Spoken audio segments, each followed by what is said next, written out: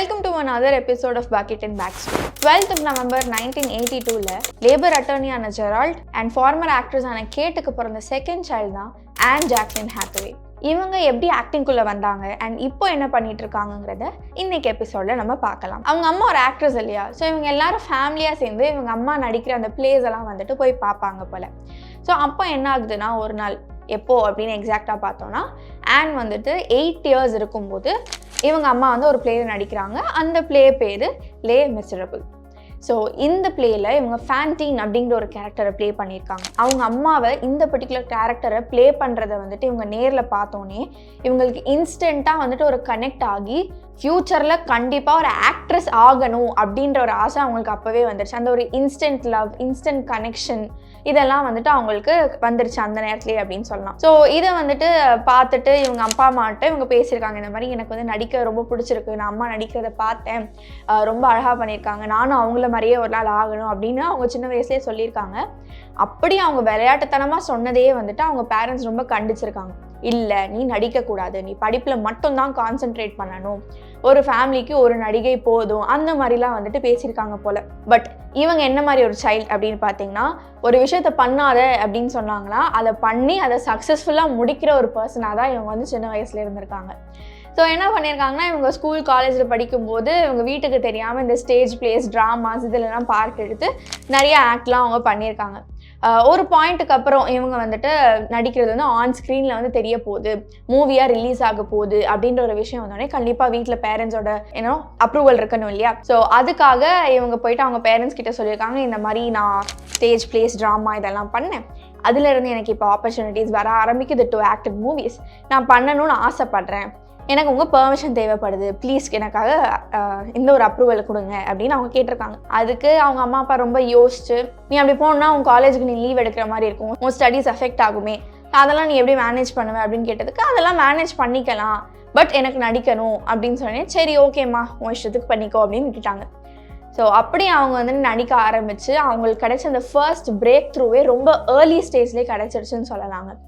எப்போ அப்படின்னு பார்த்தீங்கன்னா 2001 ரிலீஸ் ஆன த பிரின்சஸ் டைரிஸ் அப்படிங்கிற மூவி.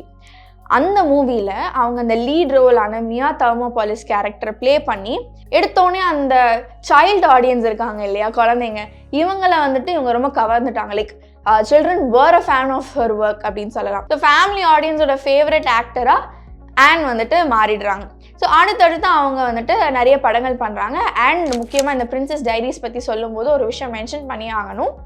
அந்த பர்டிகுலர் மூவியில் அவங்க நடிக்கிறதுக்காக அவங்க காலேஜோட ஃபர்ஸ்ட் செமஸ்டரே அவங்க அட்டென்ட் பண்ணவே இல்லை. அண்ட் கொஞ்சம் வருஷம் முன்னாடி அந்த படத்துக்கு ரிலேட்டடான இன்டர்வியூவில் வந்துட்டு ஒரு இன்டர்வியூவர் கேட்குறாங்க இவங்கள்ட்ட, இந்த மாதிரி நீங்கள் வந்து டிகிரி முடிக்கலையே, அதுக்கு ஏதாவது ரெக்ரெட் இருக்கா அப்படின்னு கேட்டதுக்கு, நான் அதுக்கெலாம் ரெக்ரெட் பட்டதே இல்லை, அதுக்கு பதிலாக நான் வந்துட்டு என்னோட கரியரில் இப்போ வந்துட்டு ரொம்ப சக்ஸஸ்ஃபுல்லாக போகணுங்கிறதுக்காக நான் ஒர்க் பண்ணிகிட்டே இருக்கேன், அண்ட் ஐ ஹோப் ஐ ஆம் டூயிங் தட் அப்படின்ற மாதிரி அவங்க சொல்லியிருக்காங்க. ஸோ ஆஃப்டர் பிரின்சஸ் டைரிஸ் அவங்க கண்டினியூஸாக ஃபேமிலி ஓரியன்ட் மூவிஸே பண்ணிட்டு இருந்தாங்க.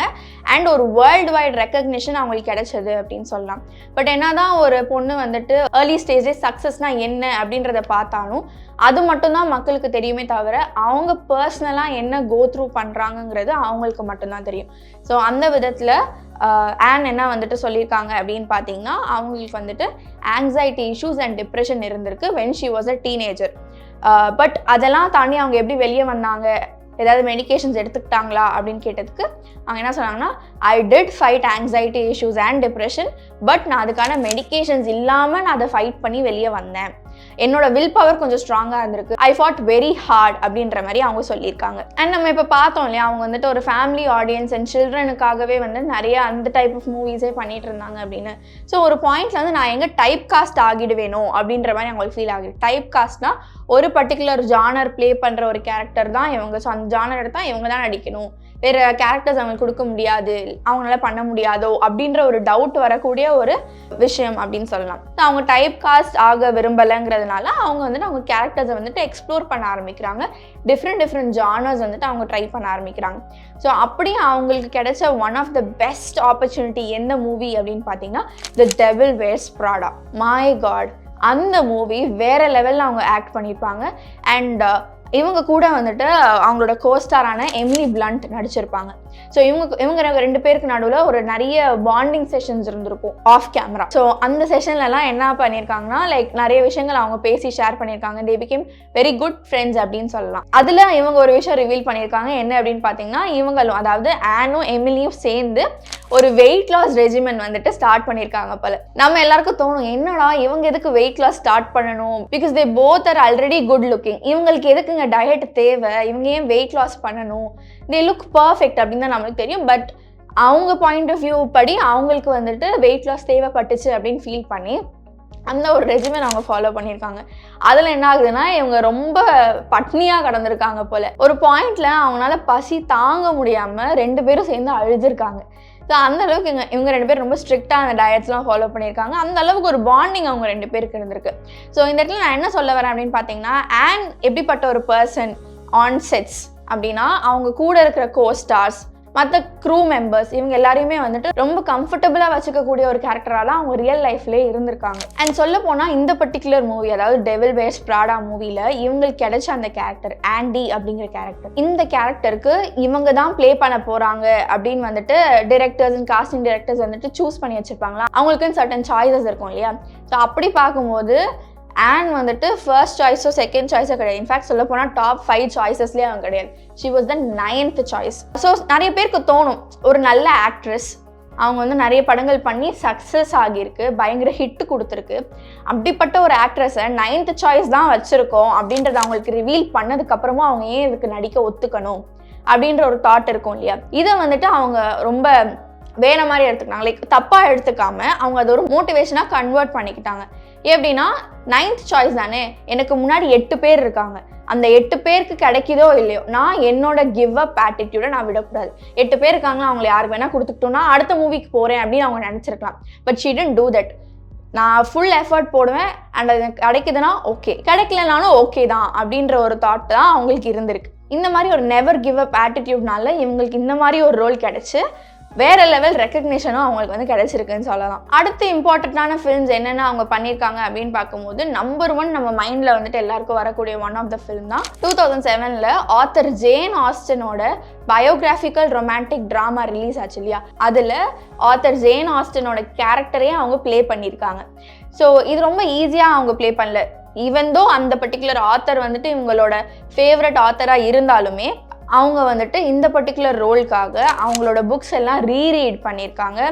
அண்ட் சைன் லாங்குவேஜ் கற்றுருக்காங்க, கேலிகிராஃபி கற்றுக்கிட்டாங்க, அண்ட் சொல்லப்போனால் பியானோ லெசன்ஸுமே அவங்க எடுத்திருக்காங்க அப்படின்னு சொல்லலாம். ஸோ ஒரு ரோல் அவங்களுக்கு வந்து கொடுத்தாங்க அப்படின்னா அது சும்மா எப்படி வாங்கிக்காமல் அதுக்கு என்னென்ன எஃபர்ட் போடணும், அதில் என்னென்ன இமோஷன்ஸ் இருக்கணும், என்ன மாதிரி எக்ஸ்ப்ரெஷன்ஸ் நம்ம கொடுக்கணும், என்னென்ன இன்புட்ஸ் நம்ம சைட்லேருந்து போகலாம், என்னென்ன இன்புட்ஸ் அவங்க கொடுக்குறத நம்ம வாங்கிக்கலாம், இப்படி நிறைய ஆஸ்பெக்ட்ஸை வந்துட்டு அவங்க உள் வாங்கி அதுக்கு எஃபர்ட் போட்டு அவங்க அந்த பர்டிகுலர் கேரக்டரை ப்ளே பண்ணுறாங்க. அண்ட் இந்த பர்டிகுலர் மூவி பிகமிங் ஜேன் இதுவுமே வந்துட்டு பயங்கர ஒரு ஹிட் ஆகுது. என்னடா இவங்க லைஃப்பில் வெறும் ஹிட்ஸ் மட்டும்தான் இருக்கா அப்படின்னு பார்த்தா இல்லை, நிறைய ஃபெயிலியர்ஸும் இருந்திருக்கு. பட் ஏன் அந்த ஃபெயிலியர்ஸ்லாம் தெரிய மாட்டேங்குன்னா, அதுக்கேற்ற மாதிரி அவங்க ஹிட்ஸ் வந்து கொடுத்துட்டே இருந்திருக்காங்க, அதுக்கேற்ற மாதிரி அவங்க ஒர்க் பண்ணிகிட்டே இருந்திருக்காங்க. இந்த ஒரு விஷயம் வந்து நம்ம அவங்க லைஃப்லேருந்து கற்றுக்கலாம். This is one of the take away from her life அப்படின்னு நான் சொல்லுவேன். ஸோ அடுத்து பார்த்தீங்கன்னா பிரைட் வாஸ், அப்புறம் ஆலிஸ் இன் வண்டர்லேண்ட், இந்த 2 மூவி வந்துட்டு பாக்ஸ் ஆஃபீஸ் ஹிட்னே சொல்லலாம். ரொம்ப நல்லாவே அவங்க வந்துட்டு பெர்ஃபார்ம் பண்ணியிருந்தாங்க. அண்ட் அந்த படத்துக்கான ரீச்சுமே வேறு லெவலில் இருந்துச்சு. சொல்ல போனால் ஆலிஸ் இன் வண்டர்லேண்ட் தான் 2010 செகண்ட் ஹையஸ்ட் கிராஸ்ட் ஃபில்ம் அப்படின்னு சொல்லலாம். Because it earned around $1 billion. யோசிச்சு பாருங்களேன், நம்ம வந்துட்டு இத்தனை 100 million அப்படின்லாம் யோசிச்சிருப்போம். But $1 billion, that's a huge amount. இந்த ஒரு மூவி தான் அவங்களுக்கு அந்த $1 billion வந்துட்டு ஏர்ன் பண்ணி கொடுத்துச்சு அப்படின்லாம் இல்லை. அடுத்து இன்னொரு படம் இருக்குது. என்ன படம் அப்படின்னு பார்த்தீங்கன்னா, தி கிறிஸ்டோபர் நோலன் அவரோட த டார்க் நைட் ட்ரிலஜி இருக்கு இல்லையா, அந்த ட்ரிலஜியில் one of the film The Dark Knight Rises. And இந்த மூவியும் கிட்டத்தட்ட $1 billion வந்துட்டு ஏர்ன் பண்ணிச்சு. அண்ட் சொல்ல போனால் இந்த பர்டிகுலர் மூவிக்கு இவங்க டபுள் ஜிம் பண்ணியிருக்காங்களா. நார்மலாக யூஸ்வலாக அவங்க ஜிம்முக்கு போயிட்டு அவங்க ஃபிசிக் மெயின்டைன் பண்ணுறதுக்கோ அவங்க ஸ்ட்ரென்த் மெயின்டைன் பண்ணுறதுக்கோ என்னென்ன எக்ஸசைசஸ் என்னென்ன ஆக்டிவிட்டீஸ் அவங்க பண்ணுவாங்களோ அதை டபுள் தி டைம்ஸ் அவங்க பண்ணியிருக்காங்க. பண்ணதுனால தான் இந்த பர்டிகுலர் ரோலில் வந்துட்டு அவங்க அப்படியே ஸ்லீக்காக ரொம்ப அழகாக வந்துட்டு நடிக்க முடிஞ்சது அப்படின்ற ஒரு விஷயத்தையுமே வந்து அவங்க சொல்லியிருக்காங்க. அண்ட் சொல்ல போனால் டார்க் நைட் ரைசஸ், அதாவது கேட் உமன், அந்த கேரக்டர் இவங்களுக்கு கிடைச்சது வந்துட்டு ஒரு மேஜிக் அப்படின்னு சொல்லலாம்.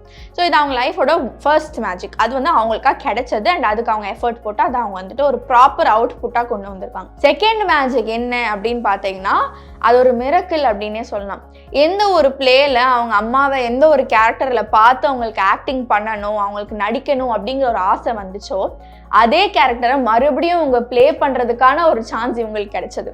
So she was like this is destiny அந்த மாதிரி அவங்க யோசிச்சு ஓகே இந்த ரோல் நான் வந்து விடமாட்டேன் காரணத்துக்கு ஒன்று அப்படின்னு சொல்லிட்டு லே மிசரபிள் மூவியில் அதே ஃபேண்டினுங்கிற கேரக்டர், அந்த கேரக்டர் என்ன மாதிரி கேரக்டர் அப்படின்னு பார்த்தீங்கன்னா she is a prostitute who is going to die of tuberculosis.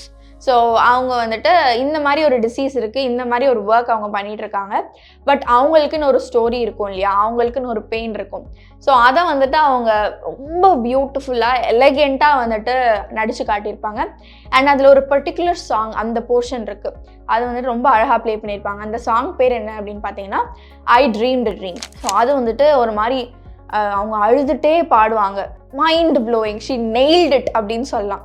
அவங்க லைஃப்பில் என்னதான் நிறைய படங்கள் வந்துட்டு வந்தாலும், என்னதான் நிறைய படங்கள்னால இவங்களுக்கு வந்து ரெக்கக்னிஷன் கிடைச்சாலும், இந்த பர்டிகுலர் மூவி அண்ட் இந்த பர்டிகுலர் கேரக்டர் அவங்களுக்கு க்ளோஸ்டு ஹார்ட்டாக இருக்குமோ இல்லையோ மக்களுக்கு இது ரொம்ப ஃபேவரட்டாக இருந்துச்சு அப்படின்றது சொல்லலாம். பிகாஸ் நிறைய பேர் வந்துட்டு இந்த பர்டிகுலர் கேரக்டரை வந்துட்டு ரொம்ப புகழ்ந்து பேசியிருந்தாங்க. ஸோ இப்படி நிறைய ரோல்ஸ் அவங்க எக்ஸ்ப்ளோர் பண்ணிகிட்டே இருக்கும்போது 2015 to 2021 அவங்க கரியரில் நிறைய ஃப்ளக்சுவேஷன்ஸ் வந்துட்டு அவங்க ஃபேஸ் பண்ணாங்க. ஸோ அப்படி ஒரு பாயிண்ட்ல அவங்க 2 இயர்ஸ்க்கு வந்துட்டு பிரேக் எடுத்துட்டாங்க ஃப்ரம் ஆக்டிங். ஸோ இந்த இண்டஸ்ட்ரியிலேருந்து இந்த 2 இயர்ஸ் பிரேக் எடுத்ததுக்கப்புறம் திருப்பி வரும்போது இன்னொரு படம் நடிக்கும் போது மக்கள் அதை அக்செப்ட் பண்ணுவாங்களா, அது ஹிட் ஆகுமா ஆகாதா, ஒருவேளை அது ஃப்ளாப் ஆயிடுச்சுன்னா நம்மளை வந்துட்டு ஒரு ஃப்ளாப் ஆக்ட்ரஸ் அப்படின்னே வந்து பிராண்ட் பண்ணிடுவாங்க அப்படின்ற ஒரு பயம் அவங்களுக்கு வந்துட்டு இருந்திருக்கு. பட் அந்த பயத்தையும் ஓவர் கம் பண்ணுற மாதிரி அவங்க வந்துட்டு ஓஷன்ஸ் 8 அப்படிங்கிற ஒரு மூவியில் வந்து நடிக்கிறாங்க. அண்ட் அந்த மூவியும் வந்துட்டு ஹிட் ஆகிருக்கு. பயங்கரமான ஒரு மணி ஏர்ன் பண்ண ஆரம்பிக்குது அந்த மூவி, அவ்வளோ ஹிட். ஸோ அவங்களுக்கு இருந்த அந்த ஒரு பயம், அந்த ஒரு தாழ்வு மனப்பான்மைன்னு சொல்லலாம் இல்லையா. 2 வருஷம் பிரேக் எடுத்ததுக்கப்புறம் எனக்கு அந்த ஆக்டிங் வருமோ வராதோ அப்படின்ற ஒரு டவுட்டே அவங்களுக்கு இருந்திருக்கு. பட் அவங்களுக்கு தெரில ஆக்டிங் வந்து அவங்க ரத்தத்திலே ஊறி இருக்கு அப்படின்ற ஒரு விஷயம். ஸோ இது வந்துட்டு பயங்கர ஹிட் ஆனே அவங்களோட செல்ஃப் கான்ஃபிடென்ஸ்க்கு கொஞ்சம் ஒரு பூஸ்ட் கிடைச்ச மாதிரி அவங்களுக்கு ஆகிருச்சு. ரீசெண்டாக அவங்களோட மூவி என்னங்க ரிலீஸ் ஆச்சு அப்படின்னு பார்த்தோம் அப்படின்னா தி ஐடியா ஆஃப் யூ அப்படின்ற ஒரு படம் இந்த வருஷம் ரிலீஸ் ஆச்சு. அதில் she played a different character. என்ன கேரக்டர்னா ஒரு divorced mother and she falls in love with a much younger pop star. ஓகேவா. ஸோ ஏஜ் டிஃப்ரென்ஸ் இருக்குது. இப்போது நம்ம வந்து நிறைய படங்கள் பார்த்துருப்போம். அண்ட் டிப்பிக்கலி ஸ்பீக்கிங் மென்னுக்கு வந்துட்டு வயசு அதிகமாக இருந்து கம்பேரிட்டிவ்லி விமனோட வயசு ரொம்ப கம்மியாக இருந்துச்சு ஒரு ரிலேஷன்ஷிப்பில் அவங்க 2 பேருக்கு நடுவில் அப்படின்னா அதை வந்து பெருசாக யாரும் கன்சிடர் பண்ணிக்க மாட்டாங்க, ஒரு பெரிய விஷயமா பேச மாட்டாங்க. But when it's the exact opposite, ஒரு பொண்ணோட வயசு ரொம்ப அதிகம் compared to the age of that boy, அதை வந்துட்டு ஒரு பெரிய விஷயமா பேசுவாங்க. இதை வந்துட்டு நம்ம கண்ட்ரியில் தான், இந்தியாவில் மட்டும்தான் இப்படி இருக்குது அப்படின்னு நினச்சிட்டு இருந்தோம். But it's not like that. மற்ற கண்ட்ரீஸ்லையும் ஃபாரின் கண்ட்ரீஸ்லையும் அந்த மாதிரி ஐடியாலஜிஸ் வந்துட்டு நிறைய பேருக்கு இருக்குதான். ஸோ இதையுமே வந்துட்டு ஒரு அழகான விஷயமா வந்துட்டு காட்டியிருப்பாங்க இந்த பர்டிகுலர் மூவியில். அண்ட் சொல்லப்போனால் அந்த கேரக்டர் வந்துட்டு நான் இப்போ சொன்னேன் இல்லையா, ஃபேண்டினா வந்துட்டு எனக்கு ஆன் தான் ஃபேண்டினா நடிக்கிறாங்கன்னு எனக்கு தெரியல, எனக்கு பார்க்கும்போது அது ஃபேண்டின் மாதிரி தான் எனக்கு சொன்னேன்ல. ஸோ இந்த மூவிலையும் எனக்கு வந்து ஆன் அந்த கேரக்டர் ப்ளே பண்ணுற மாதிரி தெரில. It was the exact person, அந்த மாதிரி தான் அவங்க வந்துட்டு ப்ளே பண்ணியிருந்தாங்க. ஸோ இப்படி அழகாக அவங்க நடிச்சிட்டே வராங்க. ஐ மீன் ஃபெயிலியர்ஸ் இருந்தாலும் சக்ஸஸ் அப்படின்ற ஒரு விஷயம் வந்துட்டு அதை ஓவர் பவர் பண்ணிடுது. அண்ட் இவங்களோட பர்சனல் லைஃப், இவங்களுக்கு குழந்தைங்க இருக்கா, டேட் பண்ணாங்களா, கல்யாணம் ஆயிடுச்சா அப்படின்னு பார்த்தா எஸ் கல்யாணம் ஆயிடுச்சு. But it was not with first bye friend. இவங்க யாரை டேட் பண்ணிட்டு இருந்தாங்க அப்படின்னு பார்த்தீங்கன்னா ரஃபேலோ ஃபாலியரி அப்படிங்கிற ஒரு பிஸ்னஸ் மேனை வந்துட்டு இவங்க டேட் பண்ணிட்டு இருந்தாங்க ஃபார் 4 years. அது என்ன ஆச்சு அப்படின்னு பார்த்தீங்கன்னா இவர் வந்துட்டு ஒரு ஃப்ராட் கேஸில் மாட்டிட்டு இவருக்கு ஜெயில் ஆகிடுச்சு. ஸோ அந்த விஷயத்தில் இவங்களையும் இன்வால்வ் பண்ணிட்டாங்க. But she was not guilty, like Anne was not guilty, அவங்க மேலே மிஸ்டேக் இல்லை, அது வந்துட்டு ப்ரூவ் பண்ணிட்டாங்க. பட் சின்ஸ் ரஃபேலோ வாஸ் கில்ட்டி, அவருக்கு வந்துட்டு ஒரு 4 years கிட்ட ஜெயில் தண்டனை கொடுத்துட்டாங்க. இது வந்துட்டு ஆனை வந்துட்டு ரொம்ப உடைய வச்சிருச்சு. ஏன்னா வந்துட்டு ஒரு பர்சன் நீங்கள் லவ் பண்ணுறீங்க, அவங்க வந்துட்டு உங்களுக்கு உண்மையாக இருக்காங்க, உலகத்துக்குமே அவங்க ஒரு நல்ல பர்சனாக இருக்காங்க அப்படின்னு தான் வந்துட்டு இவர் போர்ட்ரே பண்ணிட்டு இருந்திருக்காரு. பட் கடைசியில் வந்துட்டு காசு விஷயத்தில் ஒரு ஃப்ராட் அந்த மாதிரி தெரிய வந்தோடனே அவங்களுக்கு எப்படிங்க இருக்கும். Obviously she would have been shattered. But அதை அப்படியே மனசில் வச்சுட்டு இருக்காம she try to move on and she did move on. அப்படி மூவ் ஆன் ஆகி வரும்போது தான் வந்துட்டு நிறைய ரூமர்ஸ் வரும். See, when it comes to cine industry or any industry speaking, ஒரு பர்சன் வந்து நடிக்கிறாங்க, ஆன் ஸ்க்ரீன் நடிக்கிறாங்க அப்படின்னா அவங்க கூட நடிக்கிற கோஸ்டார்ஸோ இல்லாட்டி அந்த மூவி டிரெக்டர்ஸோ இல்லாட்டி ப்ரொடியூசர்ஸோ அவங்க கூட சேர்த்து வச்சு நிறைய ரூமர்ஸ் வந்துட்டு வரும். சில விஷயங்கள் உண்மையாக இருக்கும், சில விஷயங்கள் பொய்யா இருக்கும். பட் பொய்யா இருக்கிற கேஸில் வந்துட்டு அது ரொம்ப மென்டல் ட்ராமா கொடுக்குற அளவுக்கு அது இம்பேக்ட்ஃபுல்லாக இருக்கும். இதெல்லாம் தாண்டியுமே வந்துட்டு இவங்க இன்னொரு பர்சனை டேட் பண்ணி கல்யாணம் பண்ணி 2 ஆண் குழந்தைகள். ஸோ அவங்க யார் அப்படின்னு பார்த்தீங்கன்னா ஆக்டர் அண்ட் பிஸ்னஸ்மேனான ஆடம் ஷல்மன். ஸோ இவங்களை வந்துட்டு இவங்க 2008 மீட் பண்ணுறாங்க. 2008 2012 வரைக்கும் இவங்க 2 பேர் டேட் பண்ணுறாங்க. டேட் பண்ணிவிட்டு 29th செப்டம்பர் 2012 இவங்க 2 பேர் கல்யாணம் பண்ணிக்கிறாங்க.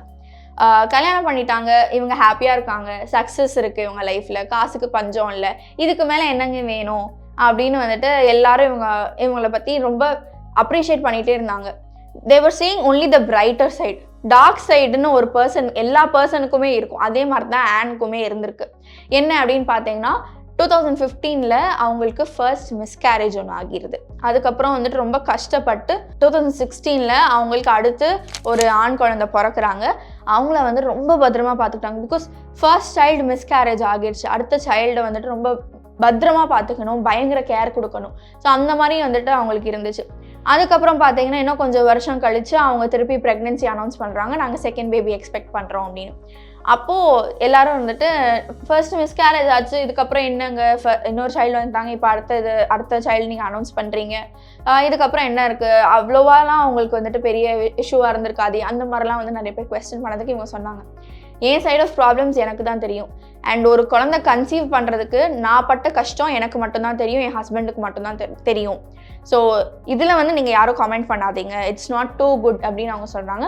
Which is a fact. ஒரு பாயிண்டில் ஆல்மோஸ்ட் எல்லா ஆர்டிஸ்ட், பீட் ஆக்டர் ஒரு ஆக்ட்ரஸ் ஒரு directors, producers, whoever it is, ஒரு மூவி இண்டஸ்ட்ரியாக இருக்கட்டும் இல்லாட்டி ஃபேஷன் இண்டஸ்ட்ரியாக இருக்கட்டும், நிறைய பேர் வந்துட்டு இந்த plastic surgery, Botox treatment, lip fillers, இந்த மாதிரி விஷயங்கள்லாம் வந்து நிறைய பேர் பண்ணிகிட்டு இருந்தாங்க.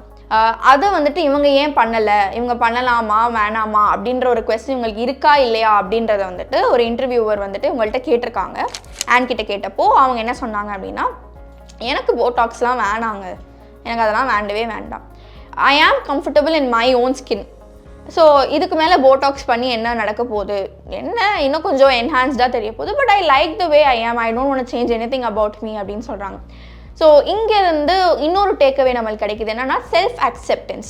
ஸோ அந்த ஒரு விஷயம் நம்மக்கிட்ட இருந்தால் தான் நம்மளுக்குங்கிற ஒரு செல்ஃப் கான்ஃபிடென்ஸும் வர ஆரம்பிக்கும். Plastic surgery, lip fillers, Botox இதெல்லாம் வந்துட்டு உங்களோட பர்சனல் சாய்ஸ், ஓகேவா, உங்களுக்கு வேணும், அது இருந்தால் என்னால் என்னை அக்செப்ட் பண்ணிக்க முடியும், அது இருந்தால் எனக்கு செல்ஃப் கான்ஃபிடென்ஸ் கொஞ்சம் நிறையா வரும் அப்படின்னு உங்களுக்கு தோணுச்சுன்னா you can do it. But if a person says no I don't want it, அவங்கள வந்துட்டு ஃபோர்ஸ் பண்ணாதீங்க. You should not force them, that is what she said. And அதுதான் நம்ம வந்துட்டு கற்றுக்க வேண்டிய இன்னொரு விஷயம். அவங்க வந்துட்டு அதாவது ஆன் வந்துட்டு ஃபார் த வேர்ல்ட் அவங்கள வந்து எப்படி போர்ட்ரே பண்ணிக்கிட்டாங்கன்னா ஒரு ஃபன்னி, ஜோவியல், பயங்கர ஒரு ஜாலியான கேரக்டராக தான் போர்ட்ரே பண்ணியிருக்காங்க, விச் ஷீ இஸ். அண்ட் அந்த வகையில் ஒரு விஷயம் வந்துட்டு அவங்கள பற்றி ரொம்ப டிக்டாக்காக இருக்கட்டும், இன்ஸ்டாகிராமாக இருக்கட்டும், ரொம்ப ட்ரெண்ட் ஆக ஆரம்பிச்சிருச்சு. என்ன அப்படின்னு பார்த்தீங்கன்னா, the way she eats a cupcake. ஒரு கப் கேக் மேலே க்ரீம் ஃப்ராஸ்டிங்லாம் போட்டிருக்குன்னு வச்சுக்கோங்களேன், நம்மளுக்கு கொடுத்தோன்னா நம்ம அப்படியே சாப்பிடுவோம், மூக்கிலலாம் ஃபேஸ்லலாம் வந்து அந்த க்ரீம்லாம் ஒட்டிக்கும். அது ஒட்டிக்காமல் இருக்கிறதுக்கு எப்படி சாப்பிட்ணுங்கிறத வந்துட்டு அவங்க ஒரு ஷோவில் வந்து சொல்லியிருப்பாங்க. என்னென்னா அந்த கேக்கை வந்துட்டு இப்படி 2ஆக ஸ்ப்ளிட் பண்ணிவிட்டு இப்படி திருப்பி வச்சுட்டு ஒரு சாண்ட்விச் மாதிரி நீங்கள் சாப்பிட்லாம், அப்போ வந்துட்டு அந்த ஃப்ராஸ்டிங்லாம் அவங்க மூக்கில் படாதில்ல அப்படின்னு அவங்க வந்துட்டு சொல்லுவாங்க. அந்த விஷயம் நிறைய பேருக்கு தோணியிருந்தாலுமே இது பண்ணணுமா அப்படின்னு நிறைய பேர் இருந்தோம். பட் அது ஒரு சின்ன விஷயம் தான். But the way she told it, அது பயங்கர ஒரு சென்சேஷனலான ஒரு விஷயமாகி ரொம்ப ட்ரெண்டாக ஆரம்பிச்சிட்டாங்க அண்ட் அந்த ஒரு கப் கேக் விஷயத்துக்கு. ஸோ இப்படி அடுத்தடுத்து அவங்க லைஃப்பில் ஏதாவது ஃபன்னியான மூமெண்ட்ஸ் இருக்கா, அடுத்து என்னென்ன ப்ராஜெக்ட்ஸை கமிட் ஆகியிருக்காங்க, கரண்ட்டாக அவங்க என்னென்ன பண்ணிகிட்டு இருக்காங்க அப்படிங்கிற அப்டேட்ஸ் வந்துட்டு அவங்க கொடுத்தோன்னே நம்ம எல்லாருக்கும் தெரிய வரும். அண்ட் இதே மாதிரி இன்னும் இன்ட்ரெஸ்டிங்கான விஷயங்களோட நான் உங்களை அடுத்த எபிசோடில் சந்திக்கிறேன். Until then tata bye bye.